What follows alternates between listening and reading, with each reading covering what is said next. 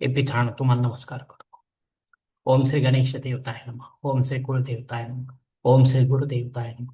ओम सर्वश्री इष्टलिंग देवताय नमो नमः.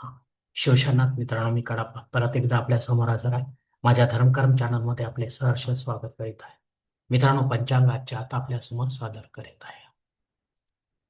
मित्रांनो, आज शुक्रवार दिनांक 8 मे 2026, शालिवान शके 1948, संवत्सर पराभव, अयन उत्तर, ऋतू ग्रीष्म, मास वैशाख, पक्ष कृष्ण. तिथे मित्रांनो आजची षष्ठी तिथी आहे. दुपारी 12 वाजून 22 मिनिटांनंतर सप्तमी तिथीला सुरुवात होईल. वार शुक्रवार आहे. नक्षत्र मित्रांनो उत्तर आषाढ नक्षत्र आहे. रात्री 9 वाजून 20 मिनिटांनंतर श्रवण नक्षत्राला सुरुवात होईल. योग मित्रांनो शुभ योग आहे. उत्तर रात्री 2 वाजून 30 मिनिटांनंतर शुक्ल योगाला सुरुवात होईल. करण मित्रांनो वणीच करण आहे. दुपारी 12 वाजून 22 मिनिटांनंतर मिष्टीकरणाला सुरुवात होईल आणि मध्यरात्री 1 वाजून 17 मिनिटांनंतर बहुकरणाला सुरुवात होईल. मित्रांनो, प्रमुख ग्रहांची राशी स्थिती पहाटे 5:30 वाजता अशी असणार आहे. सूर्य मेष राशीत असेल, चंद्र मकर राशीत, गुरु मिथुन राशीत, तर शनिदेव मीन राशीत असणार आहे. मित्रांनो, सध्या चंद्र राशीनुसार कुंभ, मीन व मेष या 3 राशींना 7.5 सुरू आहे. या राशींच्या जातकांना 7.5चा त्रास होत असेल तर त्यांनी कृपया आपल्या जन्मकुंडलीमधील शनिदेवतेची पोझिशन तपासून पाहावी ज्योतिषाच्या द्वारे. ती जर अशुभ असेल स्थितीमध्ये तर नक्कीच आपल्याला शनिदेवतेची धार्मिक सेवा करावी लागणार आहे. अन्यथा अशी सेवा करण्याची गरज राहणार नाही. मुंबई भागातील सूर्योदय असते याप्रमाणे. सूर्योदय सकाळी 6 वाजून 8 मिनिटांनी असेल तर सूर्यास्त सायंकाळी 7 वाजून 2 मिनिटांनी असणार आहे.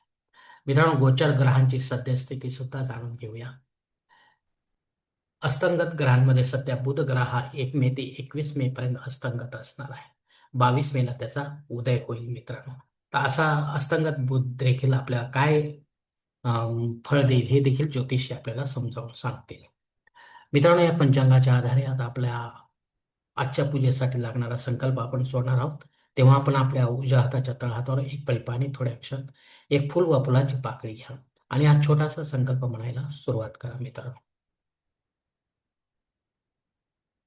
हरोम शिव शिव शंभुराज्ञ प्रवर्तमानस्य ब्रह्मणो द्वितीय परार्थे श्वेतवराह कल्पे वैवस्वत मन्वंतरे कलियुगे प्रथम पादे जम्बूद्वीपे भरतवर्ष भरतखंडे मेरो दक्षिण दिग्भागे महाराष्ट्र देश व्यापारिक चांद्रमान शालिवान शके 1948 प्रभावादी षष्टी संवत्सरामध्ये पराभव नाम संवत्सरी उत्तरायणे ग्रीष्म ऋतू वैशाख मासे कृष्ण पक्षे भृगुवासरी उत्तराषाढ नक्षत्रे शुभयोगी वनिज करणे षष्टी शुभतिथ वीरगोत्रात उत्पन्न कडाप्पा मोहपात दुरितक्षय द्वारा श्री पार्वती पती परमेश्वर प्रीत्यर्थ विधिवत नित्य देवपूजा एवं इष्टलिंग पूजा करिष्ये. मित्रांनो, याच ठिकाणी हा संकल्प संपलेला आहे. तेव्हा आपण आपल्या उजव्या हाताच्या तळहातावरील संकल्पाचे पाणी जवळच्या निर्मलण्याच्या तामणात सोडून द्या.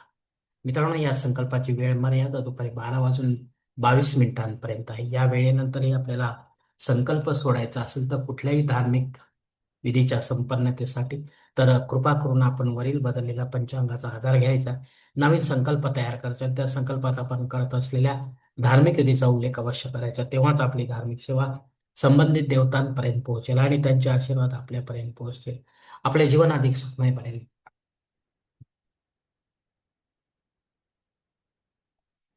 मित्रांनो, मुहूर्त विभागामध्ये आता पाहूया. यात धार्मिक विधी त्यांचे मुहूर्त काळ याप्रमाणे दिलेले आहेत. सर्वोत्तम साखरपुडा यासाठी मुहूर्त दिले दिनांक 9, 10 आणि 13. डोहाळ जेवणासाठी एकही मुहूर्त आता या मासात उपलब्ध नाही. बारसे करण्यासाठी मुहूर्त दिलाय दिनांक 9, 11 आणि 13. जावळ काढण्यासाठी मुहूर्त दिलाय दिनांक 10 आणि 14. गृहप्रवेश करण्यासाठी मुहूर्त दिलाय दिनांक 8, 9, 10 आणि 13. आता मुहूर्ताच्या दुसऱ्या भागात देखील पाहूया. मित्रांनो, उपनयन करण्यासाठी एकही मुहूर्त आता उपलब्ध नाही. तसेच भूमिपूजन व पायाभरणी करण्यासाठी देखील एकही मुहूर्त उपलब्ध नाही. आता विवाह करण्यासाठी मुहूर्त दिले दिनांक 8, 9, 10, 13 आणि 14. वास्तुशांती करण्यासाठी मुहूर्त दिले दिनांक 8, 9, 13 आणि 14. देवमूर्तीची प्राणप्रतिष्ठा करण्यासाठी मुहूर्त दिले दिनांक 8, 10, 13 आणि 14. यामध्ये आपण सर्व देवी देवतांच्या मूर्तीची प्राणप्रतिष्ठा करू शकता, पण विधिवत करा, पंडिताच्या माध्यमातून करा आणि देवकाळात करा, घरी करा किंवा मंदिरामध्ये करा. याच्या दुसऱ्या दिवसापासून आपल्याला या मूर्त्यांवर संबंधित देवतांचा अभिषेक घ्यावा लागतो. तरच अशा प्राणप्रतिष्ठित मूर्ती ह्या जागृत राहतात, अन्यथा यांना खंडित मानले जाते आणि त्यांचे विसर्जन करावे लागते मित्रांनो. मित्रांनो, वरील काही मुहूर्तांच्या तारखेत वेळेची मर्यादा देखील असू शकते. कृपया ते जाणून घेण्यासाठी आपण मला कॉमेंट्स बॉक्समध्ये विचारावे किंवा योग्य पुरोहितास व पंचांगधारकास संपर्क साधावा आणि मगच आपल्या जन्मकुंडलीच्या अनुसार आपल्यासाठी योग्य असा मुहूर्त निवडावा, जेणेकरून आपल्या मुहूर्तामध्ये कोणत्याही प्रकारची अडचण येणार नाही. तसेच मुहूर्ताचे पूर्णपणे फळ आपल्याला प्राप्त होईल मित्रांनो. आणि असा मुहूर्त जर आपल्याला मिळत नसेल तर मग मात्र आपण स्वतःहून किंवा पंडिताच्या माध्यमातून यापेक्षा वेगळा काही मुहूर्त निर्माण करण्याचा प्रयत्न करू नका. कारण असा मुहूर्तच मुळात नसल्यामुळे त्याचा आपल्याला काही एक उपयोग होणार नाही मित्रांनो. मित्रांनो, पंचांगातील इतर काही महत्वाची जी माहिती आहे ती आता पाहणार आहोत. पंचांग शुद्धी मित्रांनो मध्यरात्री 1:17 आहे, ज्याचा आपल्याला काही एक उपयोग सहसा होणार नाही. दिनविशेषमध्ये मित्रांनो दुपारी 12:22 ते रात्री मध्यरात्री 1:17 भद्रा योग असणार आहे. हा राहूचा अंधार असल्यामुळे या काळामध्ये आपण शक्यतो रेग्युलर कामे करा, महत्वाची किंवा विशेष कामे करू नका, अन्यथा आपल्याला अपयश येण्याची शक्यता जास्त राहणार आहे. सप्तमी श्राद्ध कर्म या तिथीवर आपल्याशी संबंधित कोणी नात्यांमध्ये आपल्याला सोडून परलोकात निघून गेले असतील तर त्यांच्या नावाने आपल्याला पिंडदान युक्त किंवा पिंडदान रहित अशी श्राद्ध कर्म करणे गरजेचे आहे.